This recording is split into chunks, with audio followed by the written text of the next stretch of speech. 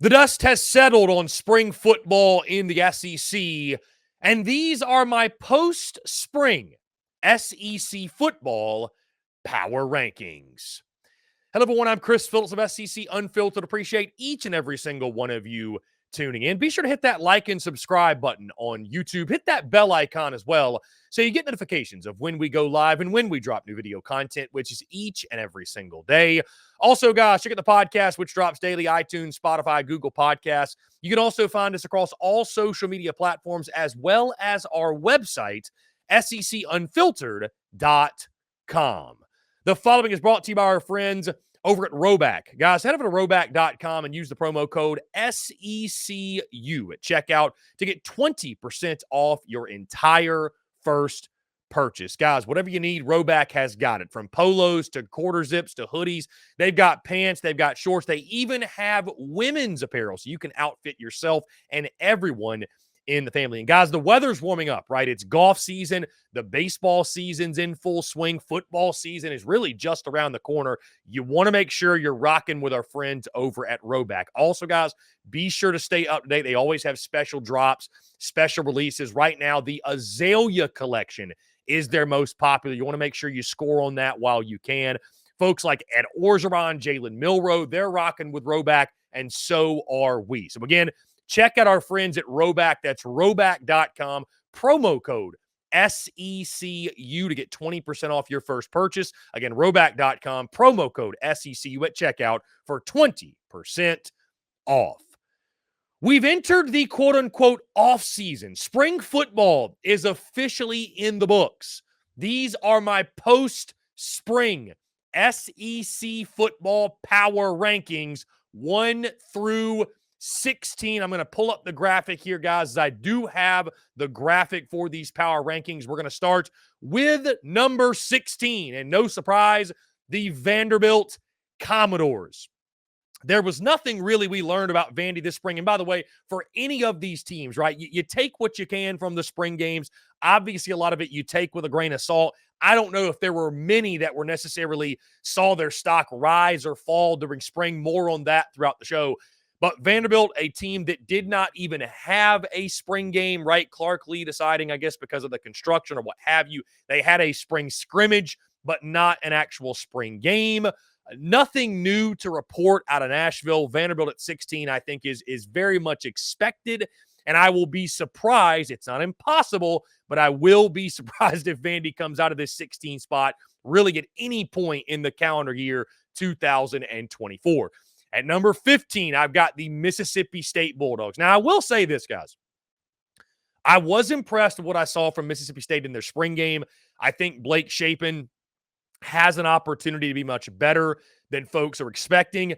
It is year one of Jeff Lebby, though, right? There's still a lot of moving pieces, still a lot of things they got to figure out. I like what I saw in the spring game.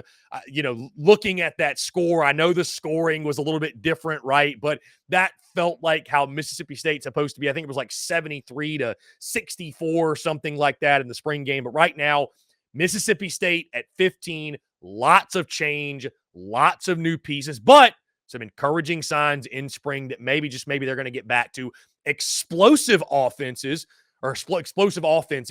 could trip up a couple teams this season. At number 14, guys, I've got the South Carolina Gamecocks. Brand new quarterback. Of course, that was the storyline that dominated spring. Shane Beamer has not named a starter yet, although most of us are expecting it is going to be Lenoris Sellers when toe meets leather this fall. Nothing else really jumping out. I think South Carolina, their big question, obviously the offensive line, of course, and line of scrimmage on both sides. What is the passing game going to look at? I think they've got questions going into the offseason about wide receiver, and would not be surprised to see them be active in the portal when it comes to a wideout. Of course, Nick Harbor, he did not participate in spring ball due to running track and preparing for the Olympics. Looks like defensively they should be better. The front seven looks much more talented, but still lots of questions for South Carolina right now. Brand new quarterback. You don't know what you're getting on the line of scrimmage. You don't know who the big playmakers are going to be at the wide receiver position. And oh, by the way, when it comes to running back in the running game, Rocket Sanders also did not participate this spring. Of course, did not play in the spring game. So is the running game going to be enough of a complement to carry South Carolina early on, at least in this season? because it looks like Lenoris Sellers, he will be able to run the football, but they're going to have help around him. Right now, 14 feels right for South Carolina. At number 13, I've got the Florida Gators. Again, not tons to take away from the spring game outside of DJ Lagway. He is the dude of the future, but Graham Mertz is this team's QB1 right now. I think outside of Eugene Wilson, they are still looking for playmakers. I'm really high on Arliss Boardingham, the tight end. I think defensively, I think one of the best things that happened for Florida was that the spring game was not notable for them, right? You recall last year it was that defensive slugfest that was 10-7 or 7-7 in the third quarter. Lane Kiffin trolling Florida, trolling the Gators, if you will. A ho-hum spring for Florida. I think some answers were found maybe on the offensive line, some bodies in the line of scrimmage. Defensively, I think they'll be fine. But again, it's about continuing to find those playmakers. So still lots of questions for Florida, but 13th, that's where I have them right now. At number 12, so this was a team, guys, admittedly. I know I said you take things with a grain of salt, not a lot of stock risers or stock fallers. Arkansas is definitely a team, though, I left this spring feeling better about. And when you look at, and I know it's a spring game, guys, but the Bobby Petrino effect and Taylon Green and how special he was and the throws that he made in that ball game, I think Arkansas is going to be exciting offensively. Obviously, the pressure's on for Sam Pittman and Bobby Petrino to get this thing rolling. But I think there's a good chance they're going to be exciting offensively. I think the Bobby Petrino effect is going to be real. I think the defense is going to take a step forward. So, again, I'm not sitting here saying Arkansas is going to go win 9 or 10 games, but it's hard not to be excited off what we saw in that spring ball game from Taylon Green. And, again, you give Bobby Petrino the benefit of the doubt that they're going to take steps forward offensively. So, still have them 12th in the power rankings, but Arkansas was definitely a team that rose for me. At number 11, I've got the Auburn Tigers. And, when it comes to Auburn, the wide receiver position, also you just pick up the Penn State transfer, but Cam Coleman in that spring game, he was absolutely electric. The biggest question for Auburn, if they had a more proven signal caller, Auburn's probably 7th or 8th in these power rankings. No joke, because they've got a talented roster, right? And the good news for Auburn is this. They are still so far away from how good that roster is going to be while Hugh Freeze is there. But they got a good roster. Now they got the wide receivers. Is Peyton Thorne the right trigger man? That's the big offseason question. That's the thing we're going to be talking about for months and months and months leading into kickoff. But Auburn at 11 right now. Love who Cam Coleman is on the outside, even as a freshman. A lot of folks believe he's going to be the best ever Auburn wide receiver in school history, which feels bold, but when you look at the kid's talent, I mean, it makes sense. But Auburn at 11, where I feel comfortable putting them right now. Oklahoma at number 10. I know there's going to be a lot of Sooners fans that flood these comments that are going to be upset. Listen, I totally get it. But you got questions on the line of scrimmage. You have questions right now for Oklahoma where you can't afford to have question marks in the SEC. Line of scrimmage, and you got a young, inexperienced quarterback. Now, both of those things could work out in the positive, and Oklahoma could shoot up this list, right? But right now, because of those question marks, I mean, I thought you saw Oklahoma in the spring game. You did see some of that physicality. I think Deion Burks on the outside is going to be an absolute star in this league. I do like Jackson Arnold at the quarterback position, but again, guys, because of the question marks on the line of scrimmage, I have question marks about Oklahoma, and that's why I have them at 10th. At number 9, I got a Kentucky Wildcats. Guys, the spring game for them, this was one of the SEC teams that did not tackle. So do with that what you will. I do like Brock Vandagriff at the quarterback position. I think they're going to be much improved offensively. The big question I have for Kentucky, are they going to get back to, I think, what made them so good under Mark Stoops, which is that physicality, right? Punishing you on the line of scrimmage, running the football effectively. As good as Ray Davis was last year, Kentucky as a team did not run the football all that well. They got to get back to that smash mouth style of football. I think Brock Vandagriff, I think what they're doing in regards to, you notice the hype isn't anything special this spring. You talk to Kentucky folks, it sounds like that's intentional. We've seen a couple years in a row where Kentucky quarterbacks have underachieved. So I think taking some of that pressure off of Brock Vandagriff, not building up this huge hype train in the offseason and, presenting these crazy expectations for him to live up to, Again, you got Deion Walker on the defensive line, who's a really good player. Jamar Dumas Johnson at linebacker. I think Kentucky's going to be stout defensively under Brad White. It seems like they always are. I think Brock Vandegrift's the right trigger man. I love the wide receiver position for them, Barryon Brown and Dane Key. I think they'll have bounce-back seasons. Still some question marks, but I like Kentucky at number 9 in my post-spring power rankings. At number 8, I've got the Texas A&M Aggies. And guys, I'm going to do my very best not to allow this offseason hype that is surrounding Texas A&M to get the best of me, because I've said this many times. And listen, I don't think you should create power rankings or predictions or talk about a team based off of, what they've done in years past. Like, this is a brand new team. Obviously, it's a brand new coaching staff with Mike Elko. But my biggest thing is this. Why don't we give Texas A&M the opportunity to overachieve, right? Let's not set crazy expectations. I mean, Vegas has already done it because the over-under win total is 8.5, which is crazy. But I will say this. You watch the spring game, and I know it's just a spring game, but you watch their spring game, guys, you see the talent. Like Texas A&M, for all the turmoil they ran into, a coaching change, guys hit the portal, they've still got an immensely talented roster, right? For example, wide receiver position, they lose Aniyah Smith to the NFL. They lose Evan Stewart to the transfer portal. That room is still as good as it's ever been, if not better, right? Connor Wegman, he's going to be healthy. He did play in the spring game just a little bit. Heck, they're stout at the quarterback position when it comes to depth, and the backups behind him. Marcel Reed looks like a star in the making. Their offense should be really good. You look at defensively, they still have bodies up front in the trenches despite losing some guys there. So Texas A&M, I feel like 8 is the perfect spot for them, because with A&M, it's like, I like you. I think you could be good, but you're just sort of in that middle for me. I think A&M could go one of two ways. I think they could go either way this year. Right now, 8 feels right. Supremely talented roster, but we have to see it play out on the field.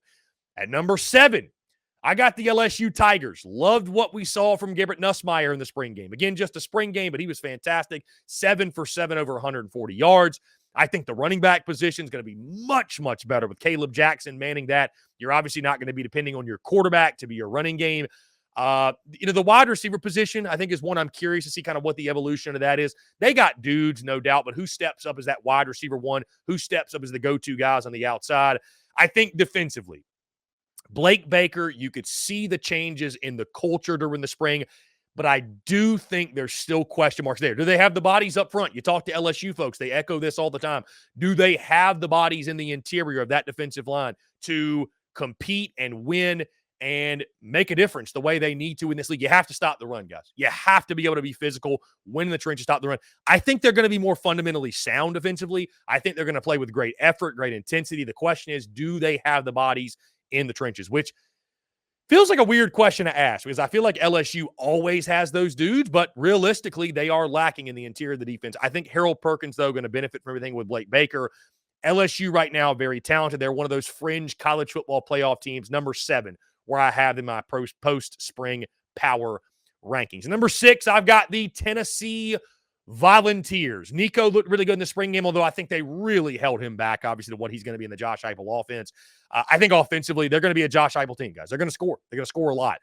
Defensively, it's one of the best front sevens in the SEC. I'm really, really bullish, really high on Tennessee. Think the sky is the limit for them. Really, truly, again, fringe college football playoff team right in that 9 to 10 win range. I think there is a lot of reason to be excited. The biggest difference with Tennessee, because people are going to say they got a brand new starting quarterback. We saw Nico, and miss me with the bowl games don't matter thing. I understand. Not all bowl games are built equally, though, right?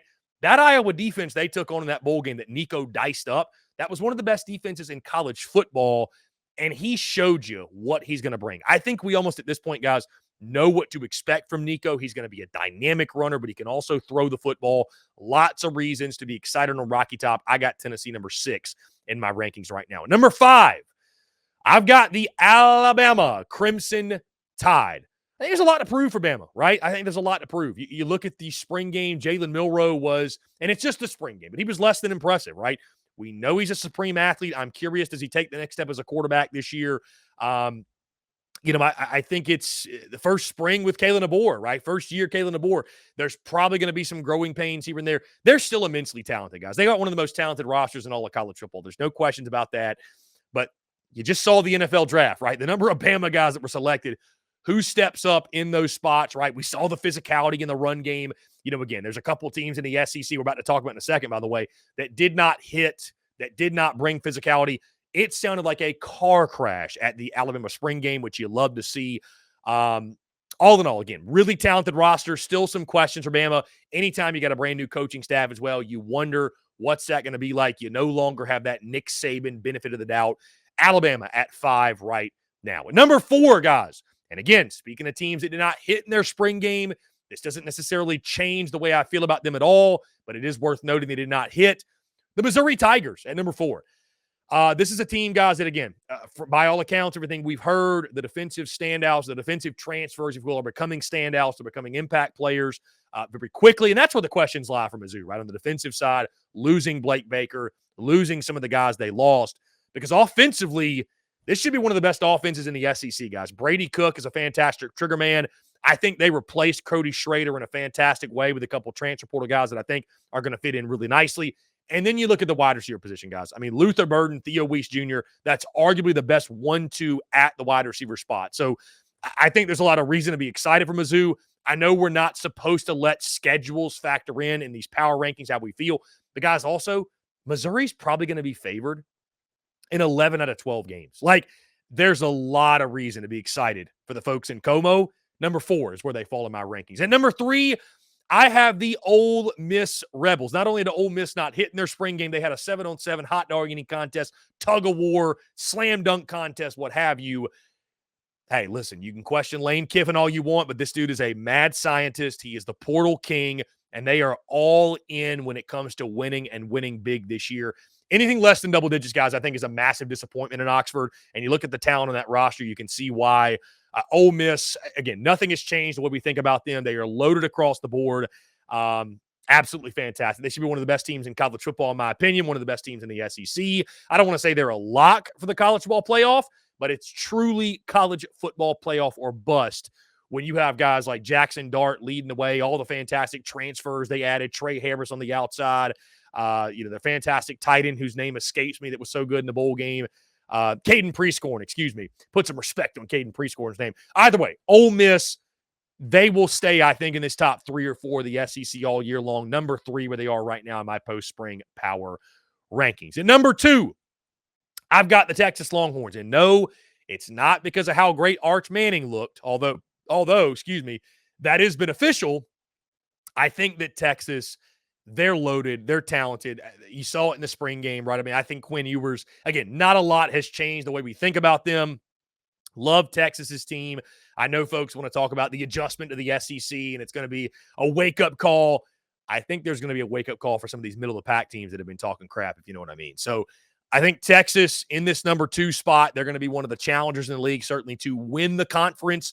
Feel really good about Texas, both offensively and defensively, and I think they are built on the line of scrimmage, probably most importantly, to come in and compete right away. And, guys, number 1, the Georgia Bulldogs, no surprise here.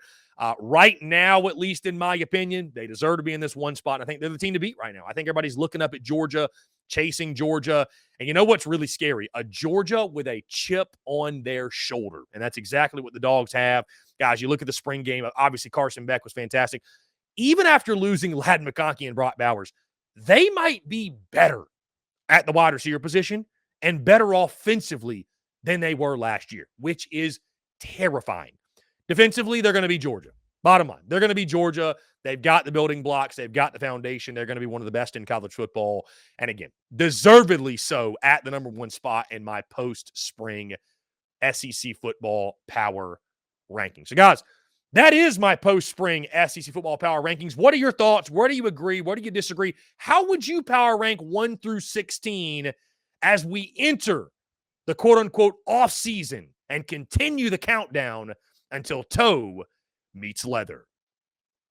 Guys, that's going to do all for me. Appreciate each and every single one of you tuning in. Be sure to hit that like and subscribe button on YouTube. Hit that bell icon as well so you get notifications of when we go live and when we drop new video content, which is each and every single day. Also, guys, check out the podcast, which drops daily: iTunes, Spotify, Google Podcasts, wherever you get your podcasts.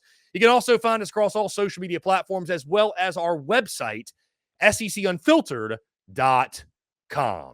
Until next time, guys, I'm Chris Phillips of SEC Unfiltered. Appreciate each and every single one of you tuning in, and we'll catch you on the other side.